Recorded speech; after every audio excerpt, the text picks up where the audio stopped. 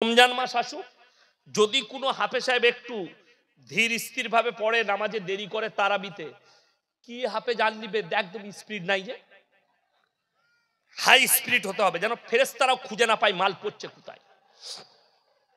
এরা দোষ দেয় হাফেজের, হাফেজের দোষ নাই। একদিন যদি দেরি করে দেয়, বাইরে বেরি মুসল্লি কটা ঝামেলা, একে রাখতে হতো না, হাফেজটাকে বেকার রেখেছিস বলে কেন, স্পিড নাই। 40 মিনিটে নামাজ শেষ হতো, আল্লাহু আকবার আলহামদুলিল্লাহ মালিক এরা বললে ফুটিয়ে দিলে ভাই দারুণ হাফেজ। ফেরেশতারা বলছে তুরাই জানিস, আমরা তো বুঝতে পারি না মাল পড়ছিল কোথায়। এই তো সমাজের নামাজ। আর অথচ কোরআনে আছে আল্লাযীনা হুম ফি সলাতিহিম খাশিউন, নামাজ পড়লে ধীর স্থির ভাবে পড়ো। আমাদের নামাজ তো ওই জন্য রাসূল বলেছেন, রাসূল সাল্লাল্লাহু আলাইহি সাল্লাম বলেন ফাইন্নাহু ইয়ারাক, তোমরা নামাজে দাঁড়ালে মনে মনে ভাববে আমি আল্লাহকে দেখতে পাই বা না পাই, আমার আল্লাহ আমাকে অবশ্যই দেখছে। কিন্তু দুঃখের বিষয়, খালা নামাজের নিয়ত মেনে যা আসরেন আল্লাহু আকবার, আর ভাতের হাঁড়ি চুলোতে চাপানো আছে, এখন খড় দিয়ে জ্বলানো আছে, কাঠ দিয়ে আছে, ভাতের হাঁড়ি উল্টিয়ে পড়ছে এখন মাড়গুলো, আর চড়বড় চড়বড় চড়বড় চুলো করছে, খালা আলহামদুলিল্লাহ, বুঝতে পারছে? ও ভাতের হাঁড়ি দেখছে, ভাতের হাঁড়ি আর নামাজ একসাথে, নামাজ কেমন হবে? আমাদেরও নামাজ তাই, দোকান করেছে একটা নিয়ে, আমাদের দেশের লোকের অভ্যাস হচ্ছে ঠিক একামত চালু হবে তখনই ছুটবে মসজিদে ঢুকার লেগে, ঠিক কিনা? শুরু হয়েছে আল্লাহু আকবার আল্লাহু আকবার, ই তখন তাড়াতাড়ি গিয়ে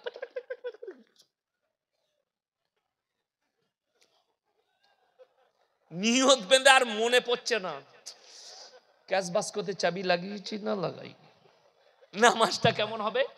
ক্যাশ বাস্ক আর নামাজ একসাথে, ওই রকমই নামাজ হবে। ওই জন্য রাসূল সাল্লাল্লাহু আলাইহি সাল্লাম বলে দুনিয়ার হাজত সেরে নিয়ে নামাজে দাঁড়াও। মা তোমার ভাত হয়ে গেলে তারপরে নামাজটা পড়ো, আর তা না হলে ভাতটা নামিয়ে দিয়ে নামাজটা আদায় করো। দুটোর মধ্যে একটা কাজ ফেলে রেখে ওই নামাজ হবে না। এই আমি তখন তাল বিলিম, বুঝতে পারলে, ছুটিতে আসতাম, ইমাম সাহেব না থাকলে আমাকে বলতো ইয়াসিন নামাজটা পড়িয়ে দেবে। তো আমি একবার নামাজ পড়তে যাচ্ছি আসরে, তো পুকুরের পাড়ে এক দাদির ঘর, দাদি দেখছি নামাজের নিয়ত বেঁধেছে আল্লাহু আকবার, এখন বৌমারা ঝাঁটা খুঁজে বেড়াচ্ছে, দাদি কোথায় রাখলে, কোথায় খালা নামাজ বন্ধ, মানে আঙ্গুল বাড়িয়ে দেখাচ্ছে। আমি বলি দাদি এটা কি নামাজ? বলে তোরা দুদিনকার মৌলবি, তোরা কি জানিস? আমরা অনেক দিন থেকে পড়ছি, আমরা খালি কবরে যা খালা বুঝতে পারবি। সমাজটা অর্ধেক শেষ হলো কার হাদিসে? দাদির আর খালার হাদিস, হাদিসুন নিসা। আমাদিকে দুটো কাজে রেখেছেন আপনারা মৌলবিদিকে, কটা বললাম? দুটো, হলে আর মোলে। বলে বাকি, বলে বাকি সব খালা ঠিক করে নিবে, কি করতে হবে? লোক মরে গেছে 4 দিনে, 3 দিনে, 40-এ, চালসে, সাতার ফাইদা, ঘাটে উঠা, নফল, আর 40 দিনে তো মিলাদ এমন ভাবে দিচ্ছে মনে হচ্ছে যেন আর বাপের বিয়ে। বুনকে বলতে যাচ্ছে, বুনাইকে বলছে, বিয়াইকে বলছে, বিয়ানকে বলছে, ফুপুকে বলছে, মামাকে বলছে, কিন্তু পাড়ার নেতাকে বলছে, হাজি সাহেবকে বলছে, বড় লোককে বলছে, এতিম মিসকিনকে বলে নাই। ঠিক বললাম না? আর আপনি বলছেন আমার বাপের নেকি পাওয়া যাবে। যদি কোন মৌলবি স্টেজে বলতে পারে ইসলামে কোরআনে হাদিসে 40-এ পালন করা আছে, আমি ইয়াসিন জীবনে আর নদিয়া ডিস্ট্রিক্টে জলসা করতে আসবো না, চ্যালেঞ্জ। এটা চ্যালেঞ্জ, 40-এ নাই। আপনি দোয়া সব সময় করতে পারেন বাপের জন্য, পারেন না? পারেন না? সব সময় পারেন। আমি আজকে স্টেজে দোয়া করব কার জন্য? আমার ফুপুই তো ভাই একজন হাফেজ মোল্লা কারি সাবান সাহেব আজকে ইন্তেকাল করেছে, আমি তার মাটি দিয়ে আসছি এখানে, আমি তার লেগে দোয়া করবো, আল্লাহ আমার ভাইকে জান্নাতি করো। করতে পাবো না? পাবো না? দোয়া হবে তো তার লেগে আমাকে 40 দিন গুনে গুনে রেডি হতে হবে। কে বললো তোমাকে? কোথায় পেলে? সমাজ। আর আমাদের দেশে মদ খা, গাঁজা খা, সুদ খা, বাড়ি খা, পাপের সাগরে ডুবে থাক, 40 দিনে হুজুরকে দাওয়াত দিয়ে মিলাদ পড়া, জান্নাত রেডি। এই যে টেন্ডেন্সি আপনার ব্রেনে ঢুকে গেছে, এইটাকে বার করতে হবে। এই জিনিসটাকে বার করুন, তবে আপনি বাঁচতে পারবেন। আজকে সমাজ ধ্বংস হয়ে গেল, নামাজ পড়ে না, তার কারণে জানে আমি মরে গেলে পাপের সাগরে ডুবে থাকলেও আমার পরিবার আমার জন্য মিলাদ পড়িয়ে আমাকে জান্নাতে দিবে। আপনি এটা ব্রেনে ঢুকিয়ে নিয়েছেন, অথচ আপনার জানা নেই নবীজি সাল্লাল্লাহু আলাইহি সাল্লাম চাচার জন্য হাত তুলেছিলেন, হে আল্লাহ আমার চাচাকে তুমি ক্ষমা করে দাও।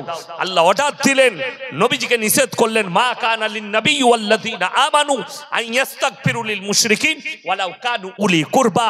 হে আমার নবী এবং মুমিনরা শোনো, তোমরা দোয়া করতে পাবে না যারা মুশরিক হয়ে বেঈমান কাফের বদ্দিন হয়ে মারা গেছে, তার লেগে দোয়া করতে পাবে না, যদিও তারা তোমাদের নিকটতম আত্মীয় হয়।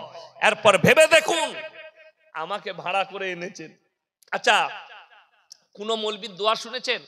আল্লাহ আমাকে দেশি মুরগি দিয়ে ভাত দিয়েছে, ফ্রাই রাইস খাইয়েছে, আল্লাহ গাওয়া ঘের পরোটা খাইয়েছে, আল্লাহ আমাকে 10,000 টাকা দিবে, এর বেটা 4 বোতল মদ খেয়ে বেথুয়ায় অ্যাক্সিডেন্ট হয়ে মারা গেছে, আল্লাহ একে যা হোক করে জান্নাতে প্রবেশ করাও। আল্লাহ আমাকে যখন টাকা দিয়ে জায়গায় শহীদের মর্তবা দাও। সে হুজুর মার খাবে না? খাবে না। আগে তো সেই মৌলবীকে মারবে। আর এই দোয়া কোনো হুজুর আশা করি করবে না। আমরা কি দোয়া করি? আল্লাহ মুমিনিন মুমিনাত মুসলিমিন মুসলিমা, মুমিন মুমিনা মুসলিমিন মুসলিমা।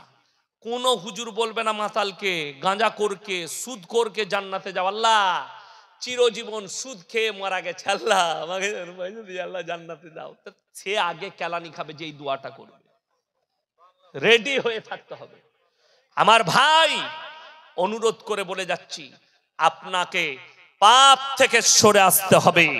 আল্লাহ তাআলা শুধু তাই নয়, এটা তো একজন নবীর কথা বললাম, যিনি সৃষ্টির শ্রেষ্ঠ। নবীজির থেকে দামি লোক পৃথিবীতে কেউ আছে?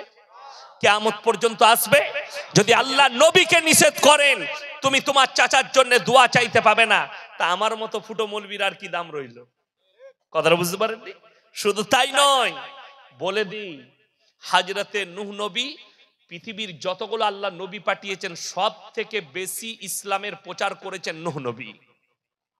950 বছর, 50 কম হাজার, জোরে একবার বলুন সুবহানাল্লাহ। তারপরেও মুষ্টি কত লোক ঈমান এনেছে। হযরতে নূহ নবী অনুরোধ করলে হাত জড়ো করে, হে আমার কওম, হে আমার সন্তান, আমার পরিবার, তোমরা আল্লাহকে বিশ্বাস করো, তা না হলে আল্লাহ তোমাদেরকে কঠিন আযাবে মুবতালা করবে। তার ছেলে কেনান বললে, তোমার আল্লাহ কি আযাব দিতে পারে? বলে, আমার আল্লাহ মুষলধারার বৃষ্টি দিয়ে বন্যায় তোমাদেরকে ডুবাতে পারে। কেনান বললে, শোনো, তোমার আল্লাহকে বলে দাও, তোমার আল্লাহ যদি বন্যা দেয় এমন উঁচু জায়গায় চেপে যাবো যেখানে তোমার আল্লাহর পানি পৌঁছাবে না। জোরে বলুন নাউজুবিল্লাহ। আল্লাহকে চ্যালেঞ্জ ছুড়লেন। আল্লাহ রাব্বুল আলামিন বললেন, হে আমার নূহ, তুমি এরপর নৌকায় চেপে যাও, যারা ঈমান এনেছে তাদেরকে নাও সাথে, আর নৌকার উপরে প্রবেশ করো, যতগুলো জীব জন্তু পশু পক্ষী আছে জোড়া জোড়া লাও। ইতিহাসের পাতায় আজকে তারিখ পর্যন্ত পৃথিবীতে এত বড় প্রলয় ঘটেনি।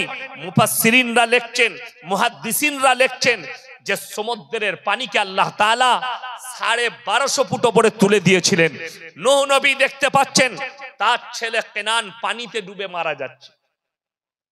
এটা মনে হয় জলঙ্গি নদী, তাই না?